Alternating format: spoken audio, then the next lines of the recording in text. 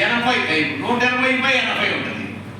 కొంతమందికి 150/90 లేదా 150/100 ఉంటుంది. కొంతమందికి 200/100 ఉంటాయి.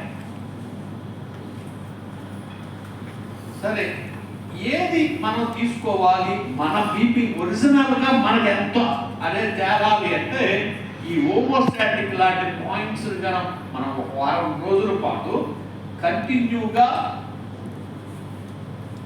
వాడుకుని చూసుకుంటే ఎంత అంటే అంత నీ శరీర ధర్మం. ఒక రోజు నొక్కి కాదు, ఒక 6 రోజులు కంటిన్యూగా నొక్కి అప్పుడు నీ హార్ట్ బీట్ ఎంత, నీ బీపీ ఎంత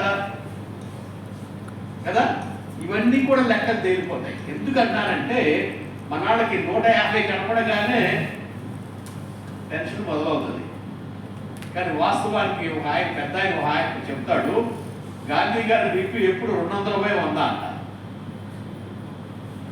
ఆయన లెక్క ప్రకారం అయితే ఐసీలో ఇచ్చి బయటికి రాజు కూడా చేయాలి, కానీ ఆయన బీపీ ఇంతే అని ఆయన ఏనాడు.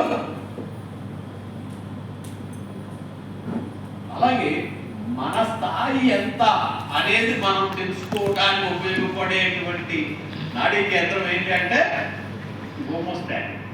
ఈ హోమోస్టాటిక్ ఇలాంటి మళ్ళీ ఇంకో 3 ఉన్నాయి. మోకాలు కింద ST36 అని, చీలమన్న దగ్గర ST6 అని, కాలి బటన్ వేలు 2వ వేలు మధ్యలో లివర్ 3 అని, ఇలాంటివి 4 ఉన్నాయి.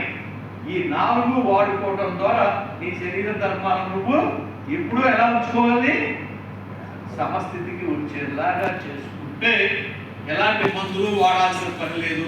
లేకపోతే